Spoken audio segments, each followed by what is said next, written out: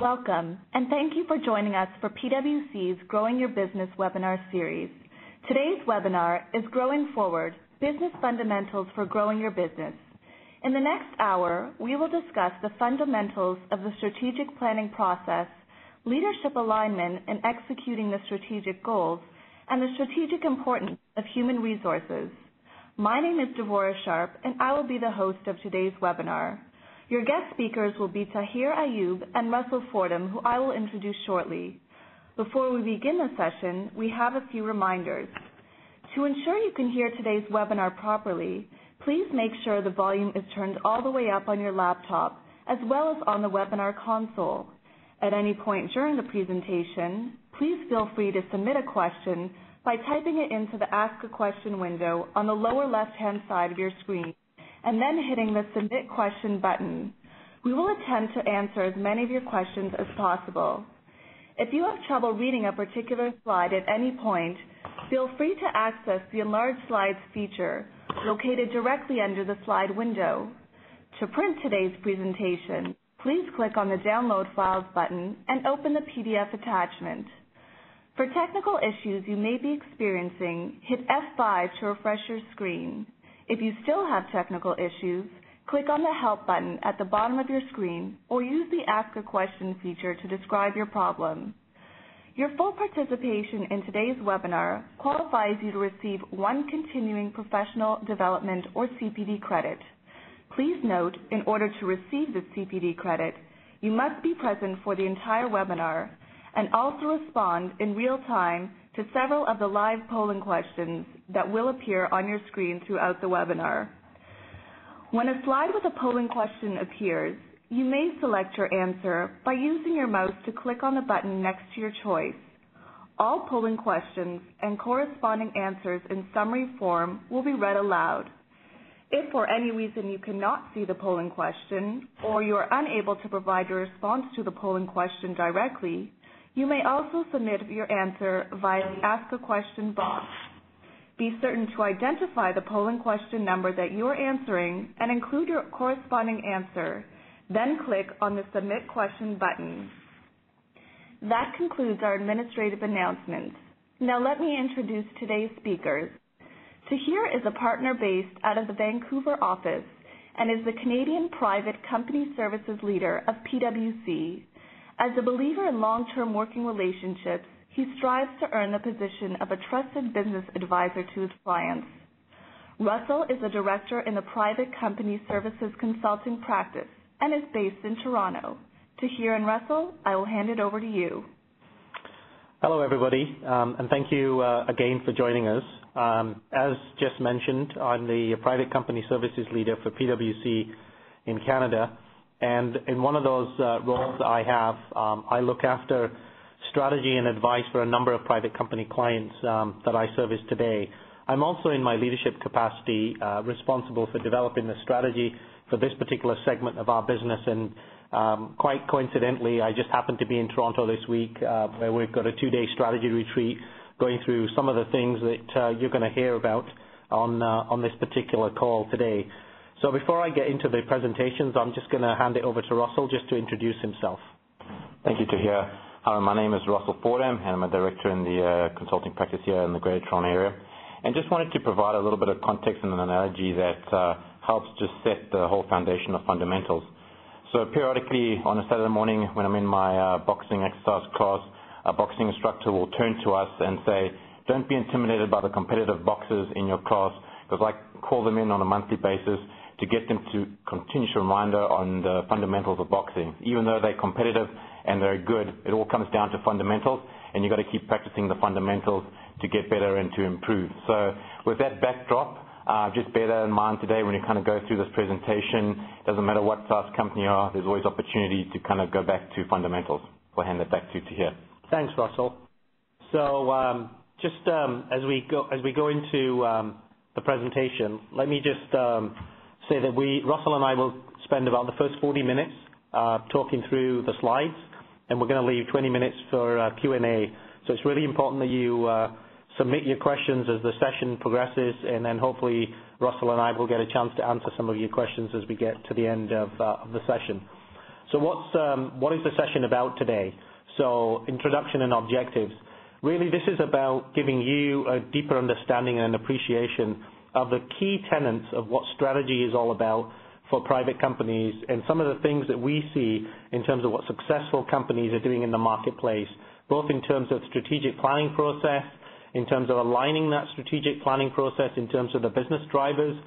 And then the critical part today is really that human resource and strategic function in terms of how do you actually get to be able to deliver those goals. And you'll hear from us today about how important the people side of this story is.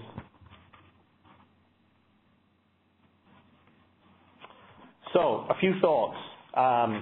You see a couple of quotes in front of you. Strategy means making clear-cut choices about how to compete, then implement relentlessly. Jack Welch, clearly a very successful individual in terms of what he's done in the marketplace. But really interestingly, the second one is actually really quite critical, and I think you'll hear a little bit more about why competitive advantage is critical.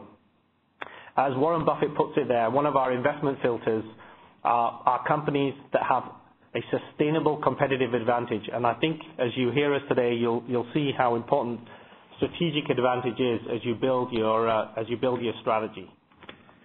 So we're going to kick off with a polling question. So does your organization have a formal strategic plan that is communicated throughout the organization? You'll answer either yes or no, and so this will take about 30 seconds, so please go ahead and do that right now. So interesting, just to share some interesting facts with you, in the 2011 PwC Global Business Survey that PwC conducted, only 54% said they had a strategic plan. So let's see how this compares with what we're going to get with the audience today, and then we can compare and see how we might tailor some of the presentation that Russell and I are going to deliver. So to here, we're just going to give them a few more seconds.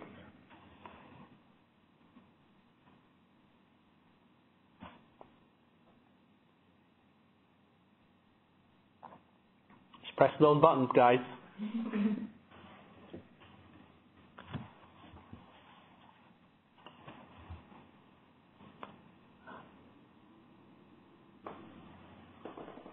So there we go. Well, now where the hell do I tailor my strategy session, right?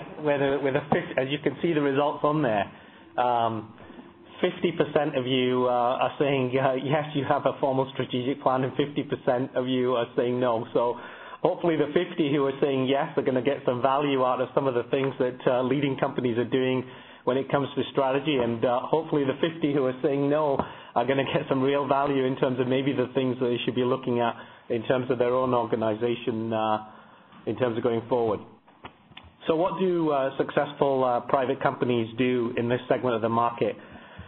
Clearly maximizing value from what you have access to in terms of resources and funds as an organization is critical in terms of building and sustaining value.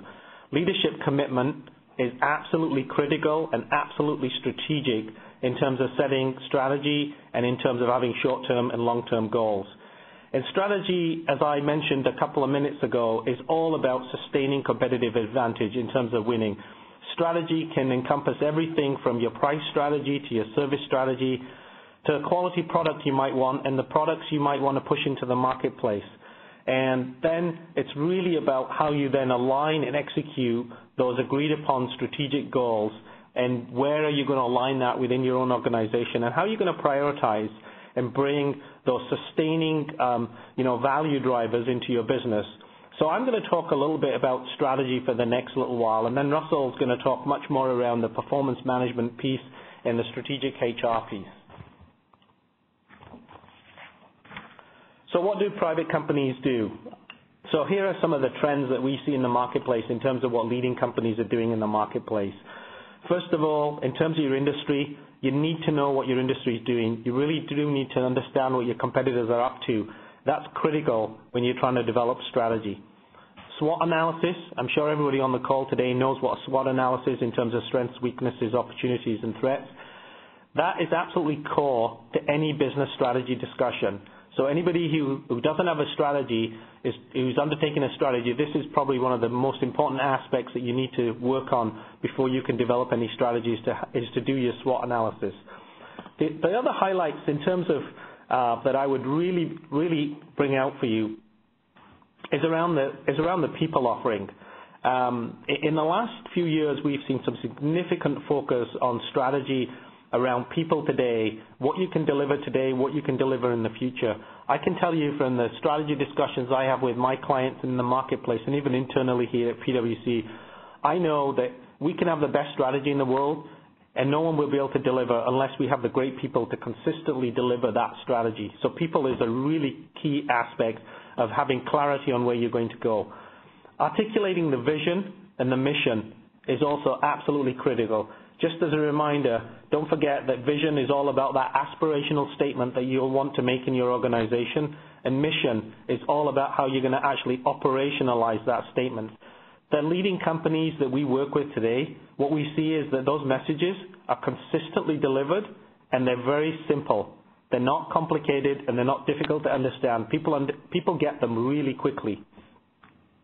What about constructing a core value proposition for your products and service in terms of defining where your competitive advantage is? And this is going to be different for the segment of the business you're in, the industry that you're in, but some examples might be, is your competitive advantage around price? Is it around value? Is it around quality? Is it all around relationships and service that you deliver in the marketplace? Or is it really around a social responsibility platform that you want to deliver to your stakeholders as well as to the marketplace? And then it's making sure that you can align these operational performance drivers to both short-term and long-term strategic goals. So what would be some of those operational performance drivers? They could be everything from market share percentages, sales growth percentages, maybe even customer ratings in terms of feedback that you get from the marketplace on a regular basis. EBITDA, which is obviously the common financial metric that we follow, return on investment, and a new one that we're starting to see creep into many organizations is really around retention of key talent and retention of key people to make this happen. So what about some additional strategy fundamentals? What are we seeing in the marketplace? I talked about competition and making sure you understand your industry, you understand the trends. Knowing your competition is key in terms of strengths and weaknesses. Where's the value proposition? What is it they want to be in the marketplace? Where are they pricing in the marketplace? How competitive are they in the marketplace? Questions that you need to ask yourself. Know your customers. Know how they buy and know why they buy. So do they buy because they're a commodity buyer or do they buy because they're a value buyer? That will ultimately help you decide which market segment you want to focus on, as well as how you might want to drive your strategy in that particular market segment. And where do you fit into each of the markets that you serve as a business? PwC just recently completed a global CEO survey.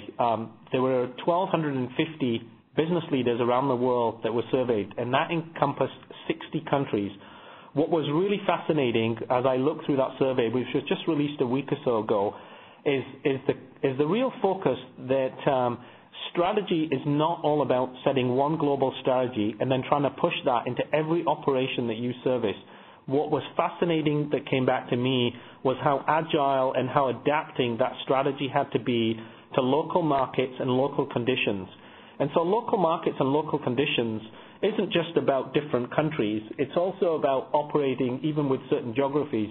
So take British Columbia, where I live. Your strategy in the interior of BC may be different to your strategy in Vancouver, may be different to your strategy on Vancouver Island. So it's really adapting that strategy to make sure that you can pick up those local markets. Now, we see that all the time, particularly when we look at the retail segment of the businesses we work with. And you'll see this every day when you think about the major grocery chains that exist in Canada. Think about the segment of the market that a retail grocer has to be in if they're in Richmond, British Columbia, or Burnaby, British Columbia, which has a significant Chinese population. If you walk through the shelves there, the products are stacked towards that ethnic group in those markets. And very different if you move to West Vancouver or North Vancouver in the city of Vancouver, where the shelves are stacked very differently. So it's really making sure that your strategy is focused on the local market, and then making sure that you're also agile in that strategy and you can adapt and move the strategy very quickly. One of the key things that we're seeing in the marketplace, really around asking these 4 strategic questions in the planning process that every business should ask themselves, is where are you now, where do you want to be, and where do you want to be is often that, what's my vision, 5 years out, where do I want to be, how am I going to get there, and what actions am I going to take to get there. There's a critical element around this where often, most companies will sit there with their executive team and talk about strategy and do their 1 or 2 off-site strategy retreats.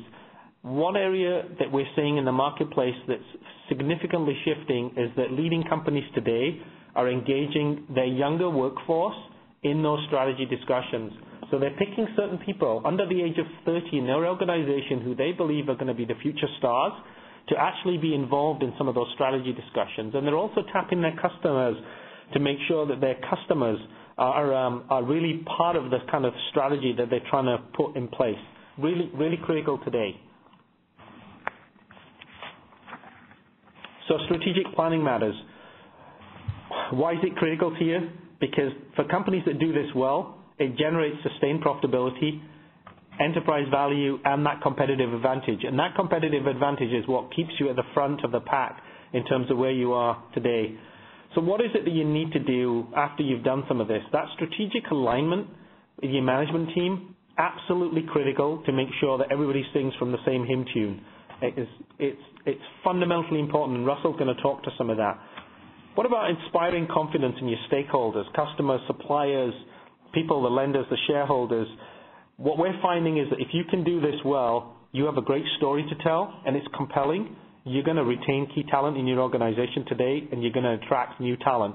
That's one of the hardest things that we are seeing right across businesses today, including our own business, is finding and retaining the key talent. Barriers to entry has been a key area that you need to look at. So when you think about barriers to entry, think about the castle you want to build. Think about the moat that you want around that castle to protect your turf. And so those barriers are going to be different for different industries. They're going to be different for different segments of the market. You want to really focus on what are those barriers today, and how am I going to adapt those barriers as I go through my next 3 to 5 year strategic plan, and how I'm going to deliver my strategic plan. The moat that you build today around your business may not be the moat that you need in 5 years' time. So you have to continue to adapt, and you have to continue to think differently about where you're going. Doesn't mean your strategy changes and your vision changes. It just means how you execute the strategy and the vision changes. I'll give you an example of that. Think about Starbucks today and how Starbucks as an organization has developed over the last 10 or 15 years. Howard Schultz left that company several years ago to hand the reins over at the CEO level. And Starbucks, a few years later, started going downhill and started losing huge traction in terms of same-store sales growth, in terms of stores not making the kind of return they wanted. And then when Howard came back to the helm, one of the first things that he did was he looked at the strategy again, and he looked at the vision, and the one thing that he concluded was that that company had far too many initiatives, and they were trying to be too many things to all men. And he refocused that company back to its original mission and its original vision, and really took it back to its fundamentals. And if you'll see today, Starbucks is doing a phenomenal job in terms of how it's trying to position its brand and move forward. Doesn't mean to say they haven't come up with new products and new ideas. They have absolutely done that in the last few years. But they've gone back to their core in terms of what was their competitive advantage and how are they going to deliver that competitive advantage. So that's really critical. What about brand and differentiation with customers? Again, it depends what you want to be. It really depends on how you want to define your market segment and how you want to build your brand around that. And so strategy is all around making sure you know where you want to play. Do you want to be the number 1 brand in the marketplace today, or are you okay playing the number 3 brand because you're focused on price, profitability, and quality? So it really depends on where you want to position yourself. So hopefully that gives you some insights into some of the things that we're seeing with companies today in terms of strategy and what's on top of mind of CEOs and owners of private companies. So I'm going to turn it over to Russell, who's going to talk a little bit more about execution. Thank you, Tahir. And just as we transition from the strategy piece to execution, there's a great little quote here from Morris Chang of Taiwan Semiconductor, which was, "Without strategy, execution is aimless. Without execution, strategy is useless." So on that note, we're going to go to our sort of polling question for this section. And I think it's going to get pushed out soon, but really what we're asking for you is, how confident are you that your employees will be able to articulate your company's vision? Very confident, somewhat confident, or not confident at all? And so really just to give some context to this as everyone sort of answers the polling question, if you approached anyone in your organization today, be it from the accounting department to the shipping dock or anything in between, and asked them, what is our company's vision and what are the top 3 company priorities for this year, how would people answer that? So it's pretty important in terms of getting alignment, and you'll see as we talk a little bit more now between executing and strategy, is how aligned and how well people can articulate the company's vision in an organization. So on that, as we kind of wait for a couple more polling questions to come through here, just want to remind you as we're kind of coming up through almost to halfway in the presentation, start to push through some of your Q&A questions if there's some stuff that you want answered at the end of the session, and we can start to prioritize those. How are we doing with our polling questions? We're almost there, Russell, and I think we're just going to push them out now. Right.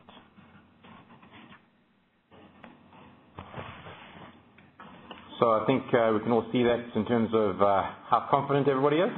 So it looks like we have about just over 10% are very confident. We've got about half that are somewhat confident, and obviously rounding out around 39% that are not confident at all. So it's a pretty, it's not uncommon to see some of those percentages. So hopefully the next couple of slides can give you some context on some things to think about on how you can maybe start to look at this in a different way or address some of the issues you think you might have. So what do successful private companies do when it comes to execution? So one of the main things is they use the principles of performance management to operationalize their strategy. So what does this really mean? So all companies, when they, depending on the type of company and the industry that they're in and what they do, eventually reach a size where they all fundamentally fall into sort of five functional drivers in their company. Starting off with sales and marketing, you've got governance, which is around the lines of sort of communication. You've got HR and people. You've got financial management. You've got operations and business processes. And really what performance management is it's the set of integrated and aligned business practices designed to operational strategy and how to make those five functional areas come to life and be interdependent on one another. So performance management encompasses processes and methodologies that help you to align your people to the same set of strategic goals and basically help accelerate your progress towards execution of day-to-day business activities. So if we look at the next slide, this really sort of brings it to life in a good way. So on the right-hand side, you sort of start down things that Tahir's talked about, which is having a clear vision and mission statement, and then obviously aligned with your strategic goals.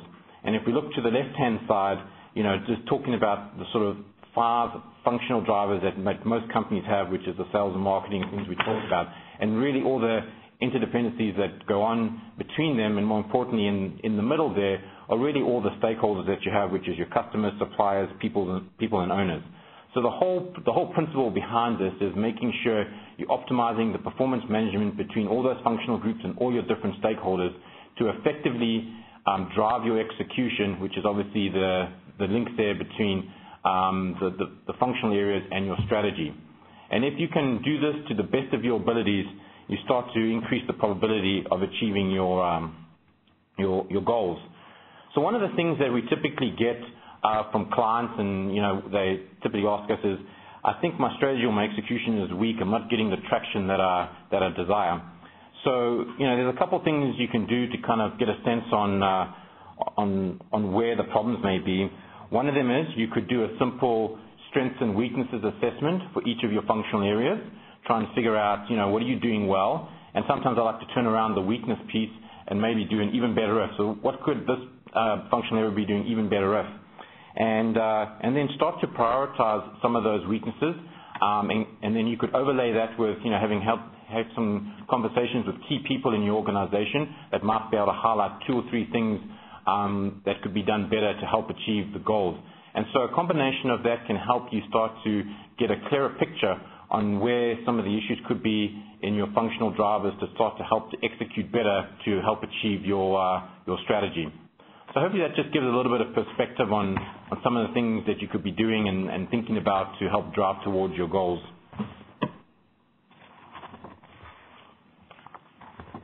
So why is alignment important?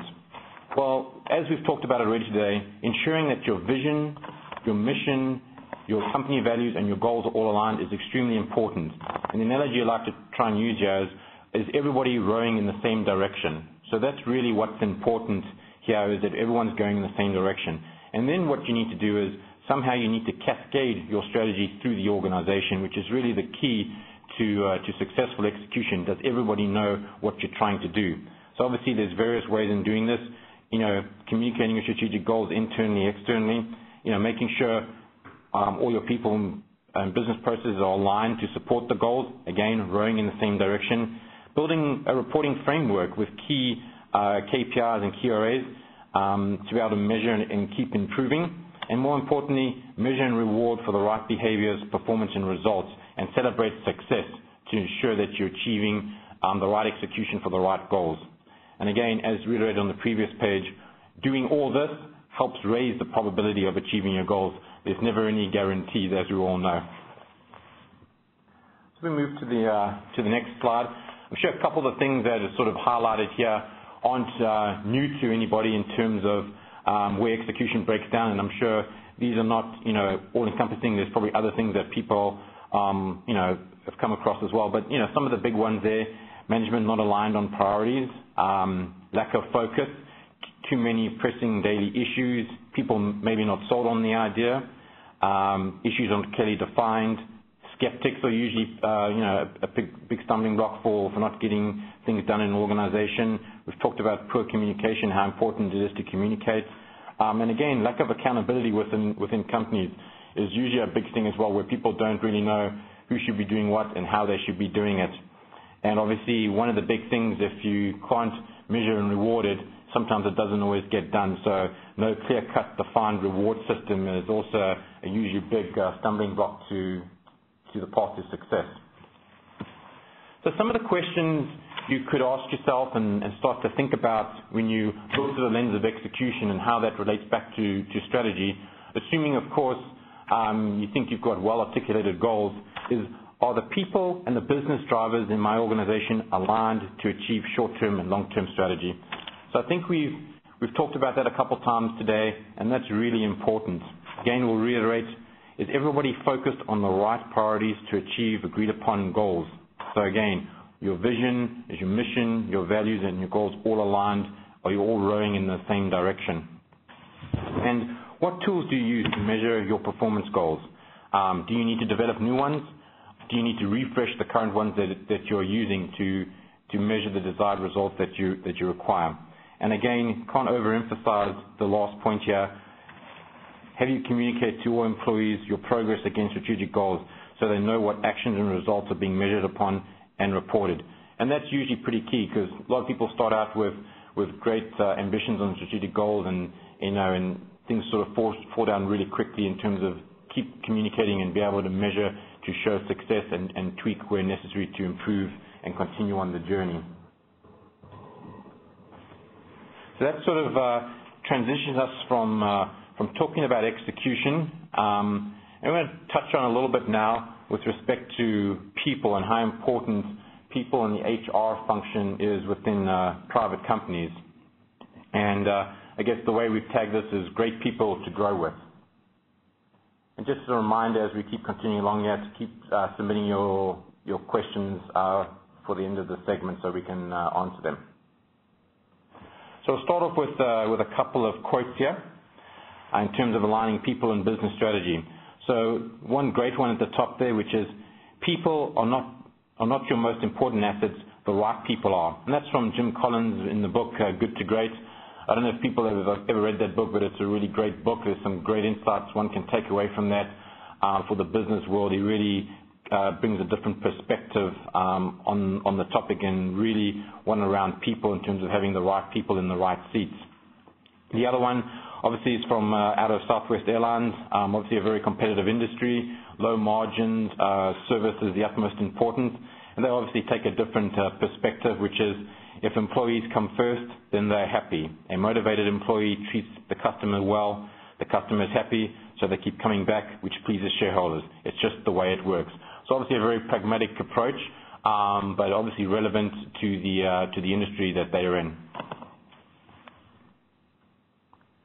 So sort of our third polling question of the afternoon is really around understanding the impact of human resources management in your organization. So I guess the question is the leader of your human resources group or equivalent, so not everybody has a human resources leader, but the equivalent that wears that hat, a member of the company's executive team, or at a minimum attends executive meetings?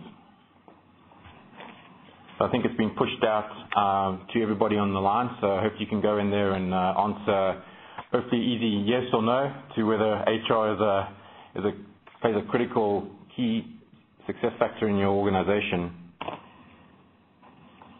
Usually we've seen, as we'll get into a little bit more detail here, how this is becoming a much more strategic function in private companies.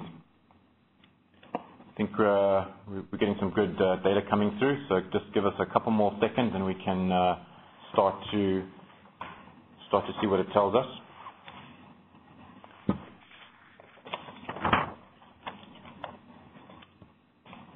Okay, Russell, we're just about to push the last polling results out. Yep. Great. I think it's coming out. Well, that's a pretty big percentage there in terms of people under the perspective that human resources is around the table when it comes to executive meetings. So almost 84% says yes, and around 16% saying no. So hopefully, as we kind of just talk about a few more of the topics and some of the things that we see in the marketplace and what some of our clients do, this resonates with at least the 85%, and hopefully there's maybe some new things you will learn in terms of some of the things that you could be doing and implementing. And for the other 15 or so percent that said no, hopefully there's some great things you can take away from the next couple of slides.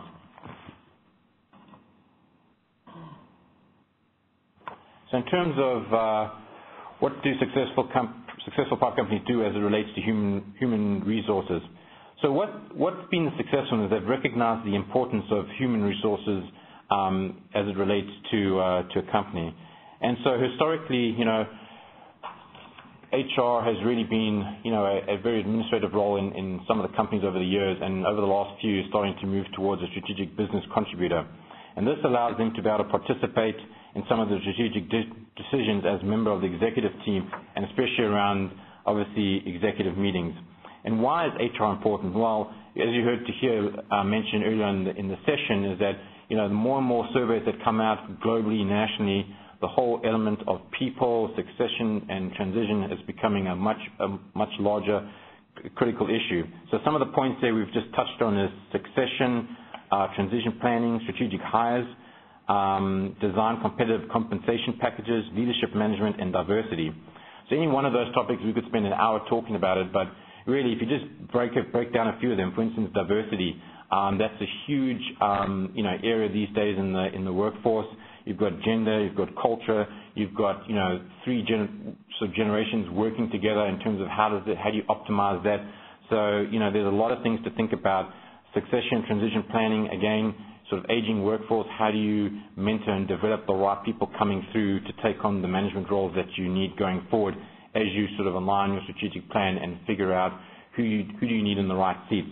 So HR is a critical element to the success of a company in achieving its strategic goals based on just a couple of things that we've highlighted there. HR also plays a great role in terms of architecting the organizational chart, and how does that align and map to accommodate the strategic direction of the company and help sort of flush out, do you have holes or do you have weaknesses that you need key positions hired for to be able to achieve your strategic goals. And obviously key, which is not just, sort of that sits with HR, but, they are a key influencer and contributor to the whole developing the performance culture DNA in a company, and working with the executive to make sure that that gets distilled all the way through the organization. Just move to the next slide. So this is what looks like a busy slide, but really when it came out of Harvard Business Review, a couple of years back, and I'm going to keep it pretty simple, but really what they're trying to highlight here is happy people equal happy customers equal increased profits.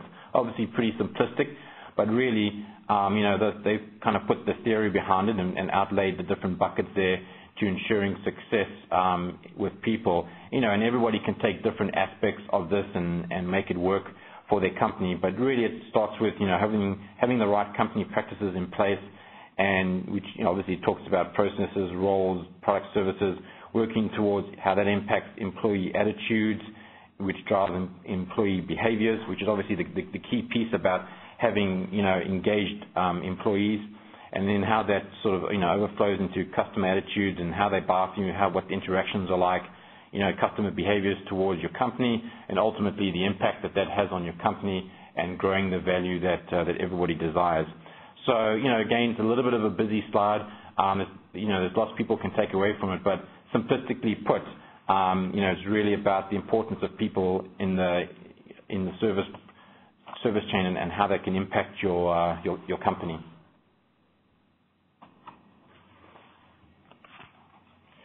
So again, sort of talked about this a little bit in a couple different spots, but just to try and reiterate and drive home some of the importance here is, HR has primarily been one of administration in a lot of private companies, and it's only been in recent years that it's really taken on a strategic importance and become a centerpiece around an organization in terms of achieving its long-term goals.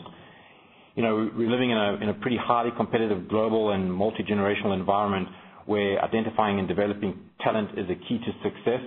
And when we look out into the years ahead, it's going to become increasingly more demanding and again, to some companies, frustrating on how they hire the right talent, develop the right talent, and maintain the right talent to achieve their strategic goals. And strategic HR in a company is extremely important to help you get there. And some of the challenges that we see in privately owned businesses, obviously it stretches the gambit, but a couple of the things that sort of usually come to mind are, the current group of people do not have the skills to deliver the company's strategic short-term and long-term goals. It's sometimes they can only deliver what they can deliver. You've got to ask yourself, do you have the right people in the right positions to achieve success? So when you've kind of sat back and you've kind of got your goals aligned and you've thought through how am I going to do this and how am I going to get there, and do I have the right people, you've got to ask yourself, do you have the right people in the right positions to help drive your execution to achieve your goals? And the third point sort of follows on a little bit from the second one, which is obviously ensuring your business is setting up for the right people for the right people to manage for success. So a couple questions here at the end that you could be asking yourself, and as part of reflection to really reflect. Obviously 84% of you, 85% said you're doing this successfully in your company. So some of the things you could be asking yourself: how do you ensure you have the right people in the right roles doing the right things currently today and in the next 5 years? Sometimes people, think about, well, we think we've got it organized for today, but have you thought through 5 years from now? Do you have the right people? Based upon your strategic plans, what skills do you need today to compete and win in your industry different than it was 5 years ago? So again, continuously thinking about, industries are changing, global markets are dynamic. Do you have the right people in the right roles? And what are you doing to develop leadership and other business management skills for successful growth, which obviously is extremely important.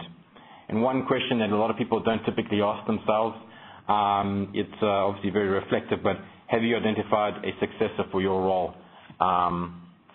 So, that's obviously a key one because everyone has ambitions to do different roles and to continue to evolve.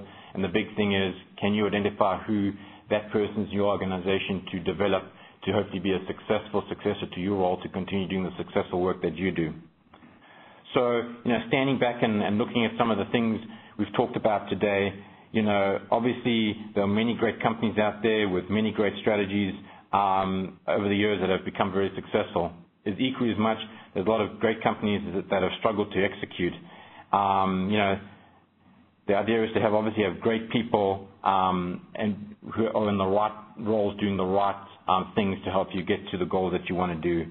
So hopefully you've learned a few things, and I think we're pretty close coming up to the end of this session. I'm just going to get to the next one. I think we're close to the Q&A piece, so maybe I'm going to hold over to here. I think we had a question coming in earlier. Yeah, why don't you answer the... Oh, okay. So what I'll do, I think there was a question that was earlier on one of the pages we jumped across, which was someone asked, what is KRA? So I think that was on page 16 where we talked about building a reporting framework around KPIs and KRA. So obviously key performance indicators and in key results areas. So, obviously indicators being one thing, how you're doing, and key results areas in terms of in a business, are we doing well as a functional unit, etc. Are we meeting our metrics? So that was what we talked about when we mentioned KPI and KRA. Sorry, acronyms, the death of us in professional services. Well, thanks, Russell, for that.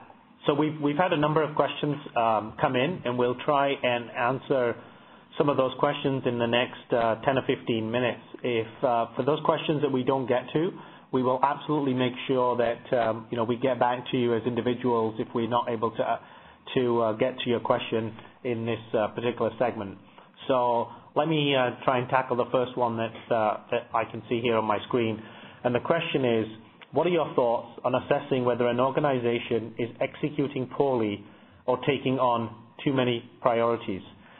So from my own personal experience in working with private companies of all size, and generally, the companies I would work with would probably have revenues anywhere in the range of $50 million to $500 million in size. How do we determine whether they've got too many priorities? And I can also speak for myself in the role that I have within PwC in terms of the strategic priorities we may set for this segment of the business. And generally speaking, you will often see leaders in these companies will say that if they're taking on more than around about 5 strategic key priorities in terms of where they want to drive their business, it probably means they're taking on far too many things that they're going to execute. Now, that doesn't mean to say that if you're taking on 5 strategic ones, you ignore a whole bunch of other sub-priorities that might exist to deliver those 5 key priorities. But those would be the ones I would say are not negotiable in terms of where you want to take your business and where you want to be in 3 to 5 years' time. So generally speaking, 5's kind of the number that we see in the marketplace amongst leading private companies. The next question which I have here is how do you make strategy real for the staff? That is, to align their real work effort to the strategy. I mean, this is a great question, and I think Russell alluded to some of this as he was walking through his part of the presentation. And this is all about alignment, and this is all about making sure that once, as an executive management team, you've decided on what strategy is, it's about communication, and it's about delivering the message consistently and simply. And there's too many organizations that have strategy in the minds of a few, maybe the 4 or 5 key individuals at the top and some of their managers, but they never push that strategy down into the rank and file. So the one area that we see consistently leading organizations and private companies doing really well, it's where the CEO or the key shareholder in the business takes the time to meet with all of the people in the organization at various levels and make sure that they have a clear, consistent understanding of vision, mission, strategy, and then have managers within the organization at those various levels articulate what it might mean for individuals in terms of delivering that vision and mission and strategy. So, if a company says it's going to grow its sales from $100 million to $200 million, that might be a big lofty goal, but it doesn't mean anything to the guy on the production line unless you can explain to him what that means is we're going to hire an extra 200 people, we're going to produce additional product, and what that means for you is you need to continue producing great quality product with no defects on the production line. You've got to be able to simply take that strategy right down to the guy on the production line and deliver that strategy in terms of what it means.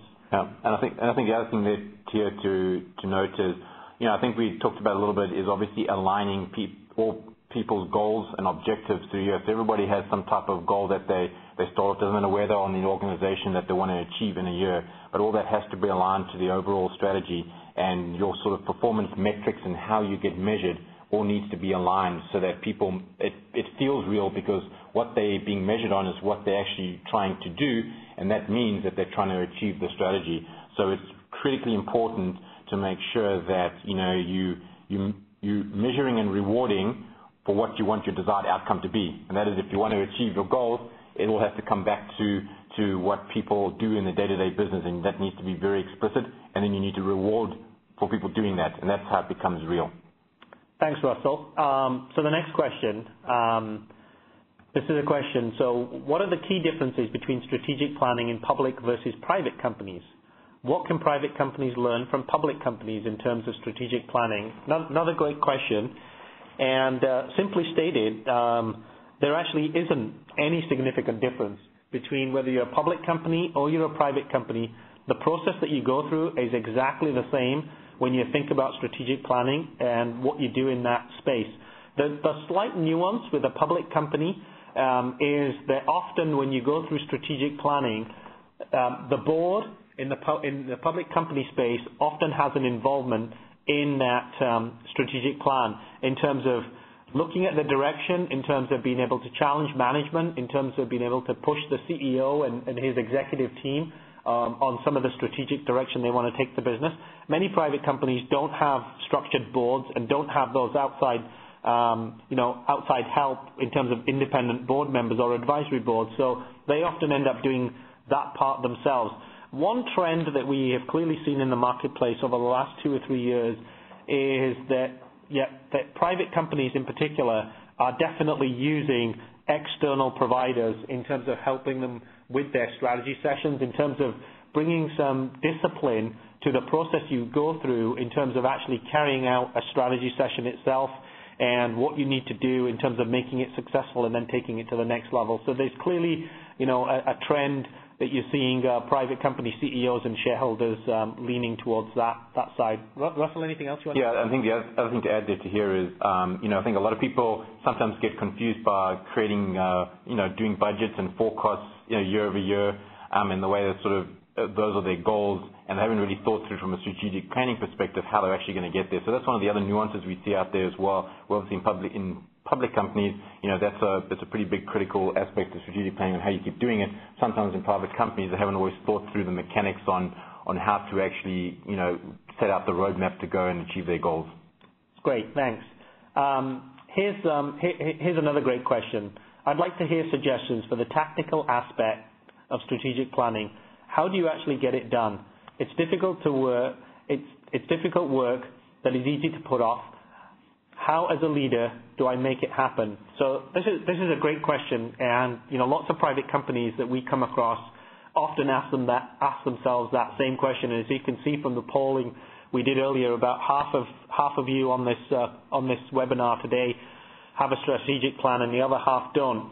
So how do you make it happen? You make it happen by actually making some decisions to say you're going to commit some time and you're going to commit some energy and resources to actually doing the strategic plan itself. And that really means spending some time thinking about how much time you're going to spend with your team to do this.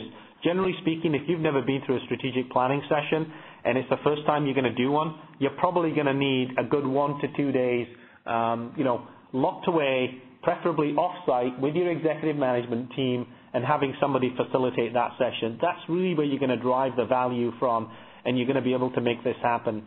And so it's something that, as the owner of a business or the CEO of a privately held company, you actually have to make happen.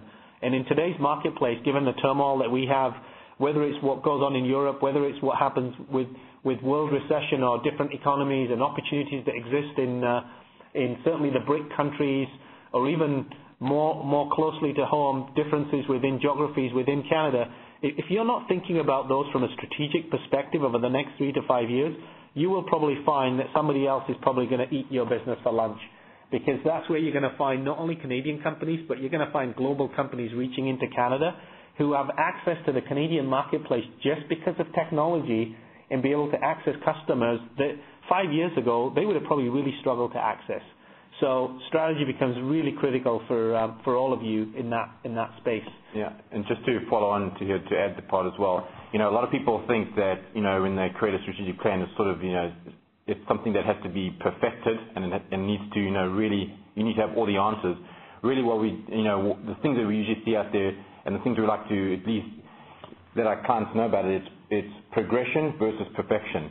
So better to have created something and started something and got people thinking on where you're trying to go and what you're trying to achieve, and let it be an evolving process, than waiting, trying to create the perfect strategic plan and never really execute. So it's really about, taking first steps, progress, and the rest of it will start to flow from there once you have that discipline around execution and to get to the goals that you want. So I think progression versus perfection is usually a good way to start. So next question, how do you effectively create a succession plan in a small company? Another great question. Big issue that we're seeing right across the spectrum, whether you're a small company or a medium-sized company or a big company, succession planning is critical in most private companies. Whether you're going to move the business on to another part of the family, whether you're looking at succession within key roles within the organization, or generally you think you're going to, transfer this business to someone else. So how do you effectively create that succession plan? You need to get into a room and start having discussions with key management. And if you do strategy correctly, succession should always be part of strategy. So, even in our business here at PwC, I am always thinking 5 to 10 years out in terms of strategically who is going to own the different parts of this practice, and are we building the people in the next 5 years that can take on the key roles that they need to in order to make sure that our business is successful in 5 or 10 years' time. And I see exactly the same in the private companies that I work with today. As they go through their strategy plan and they think about where they want to be in 3 or 5 years' time, there are many private companies, particularly the smaller ones who are looking to grow fairly aggressively. They'll come to the realization fairly quickly that some of the people that they have today are actually not the people that will get them to where that strategic direction is, because they're not people who will be able to develop their skill set quickly enough to be able to operate at that level. So making sure that if you're talking about strategy, succession at all levels is a critical part of that discussion. Russell, anything else you wanted to add? And I think the other key part there to hear, kind of alluded to in one of our quotes there in Jim Collins' Good to Great book about, it's about having the right people in the right seats, which is to the whole point about succession. I think if no one's really read that book before, it's a great book to read. It's a pretty easy read, and it really talks about succession, transition, how to develop people for the next roles in a company, and making sure you can achieve your long-term growth. So I highly recommend that book. It's great. Next question. Are there any ways to shock a culture change in your organization without significant changes in personnel? Well, what a great question. So I think I'm going to put Russell on the chopping block for this one first while I get my thoughts together. So I think, it's a tough one. It depends on, obviously I'm not really understanding why the shock needs to happen, but I'm assuming it comes down to potentially the malaise of people working there. There may not be a strategy. There might be poor execution. So I think, whoever's sending out the question, it really comes down to maybe starting from what is it the company wants to be, where does it want to go, to some of the points we've talked about in this session today, kind of working through the whole logical process here, goals, functional groups, etc. And then really, by the time you get back to the part about who's actually going to execute and who's going to drive what we're trying to do, that's the part where you can start to replace people and move people around to get the right people into the right roles, which hopefully starts to, that means you might need to let a few people go, hire some new blood, new people into the organization. So, it's really, there's no silver bullet to a question like that. It's usually a whole bunch of issues that lead to a situation like that. And probably where you are, you need to kind of go back to hopefully fundamentals here and the basics that you've sort of heard today, and maybe start to hit the refresh button and put a plan together and see what that starts to look like and drive you to where you want to go.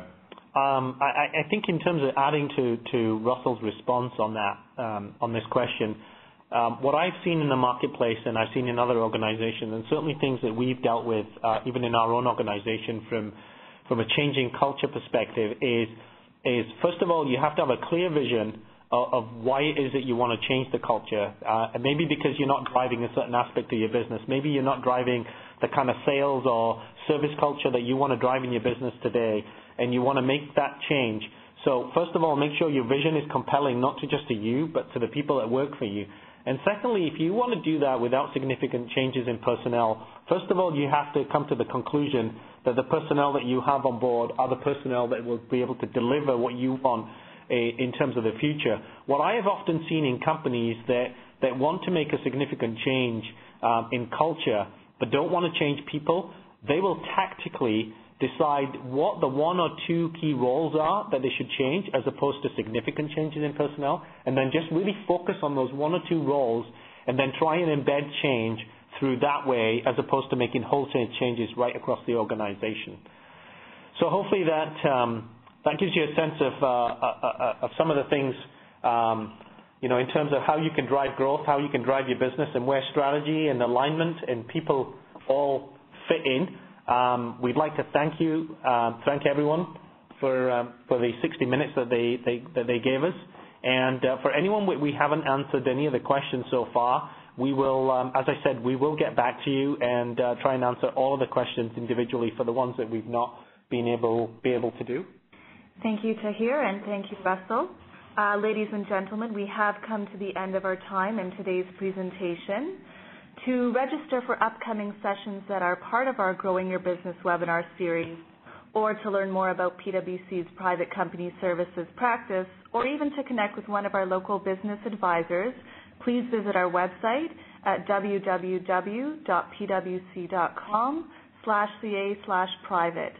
And just as a reminder, if you have requested a CPD credit, you will receive your certificate via email following today's presentation in the next week or so.